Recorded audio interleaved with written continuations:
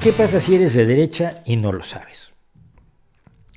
Yo he defendido en varias ocasiones, aquí mismo, tengo un vídeo al respecto, que hay muchas personas que son de izquierda y no lo saben porque tienen la concepción de que la izquierda es forzosamente el marxismo-leninismo, y entonces, pues, si tú no crees que Marx es el último pensador que necesitaba la humanidad para llevarla por el camino del éxito, el triunfo, la felicidad y la superación, pues no eres de izquierda.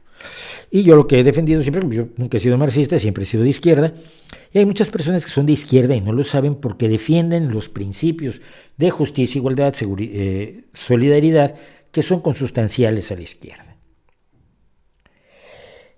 Pero también, a la luz de hechos recientes, además de comentarios que he oído últimamente, me pregunto si no hay personas que se consideran moderadas o de centro incluso, o hasta incluso de izquierda, ligeramente aunque sea, pero sin embargo son gentes de derecha.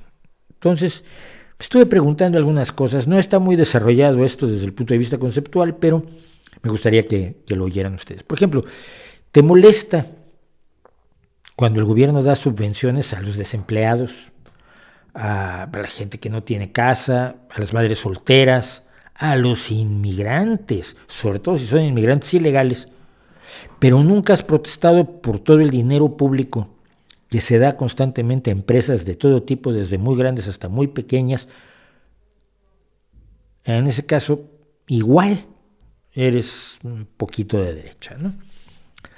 ¿Sientes que hay invasiones imperialistas que son benéficas y saludables? Bueno, sí, la de Estados Unidos a Irak o de Vietnam, pues no te gustó porque no eres de derecha y no vas a defender una invasión de los Estados Unidos. Hágame usted el favor. Pero otras invasiones, pues, se invaden Georgia o Moldavia o Ucrania, igual pues, es que están en contra de Estados Unidos y Putin pues, es un asesino, un dictador y una mala persona, pero te provoca cierta simpatía y sus guerras te llaman a decir, crímenes de guerra serán poquitos y tampoco hay que hacerles mucho caso. Si te pasa esto, igual eres de derecha. Sientes que hay excesos de algunos militantes muy mediáticos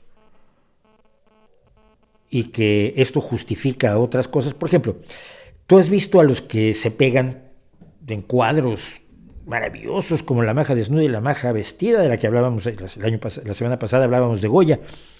¿Tú crees que esos militantes que se pegan allí, o la Greta Thunberg, que es una pesada, y lo digo yo,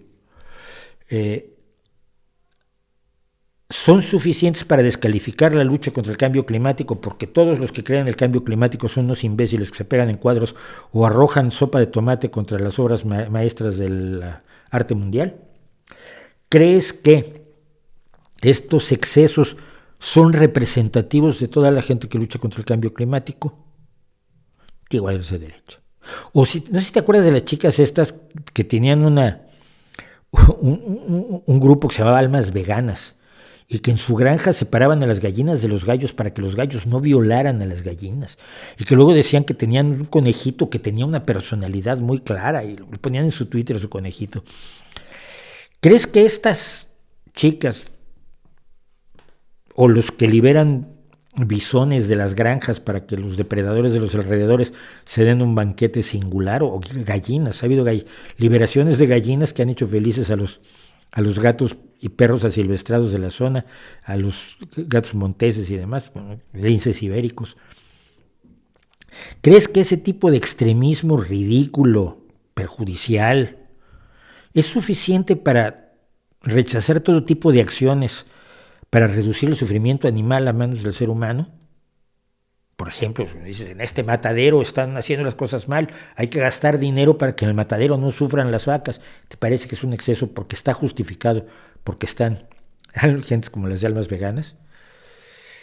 ¿Crees que las declaraciones de los más radicales y descerebrados defensores de la teoría queer te dan pie para rechazar todas las reivindicaciones feministas, todas las reivindicaciones de los heterosexuales, te liberan de la necesidad de respetar a gente que tú ves diferente o rarísima como los transexuales?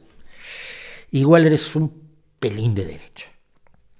¿Estás convencido de que la meritocracia por sí misma basta para generar justicia social?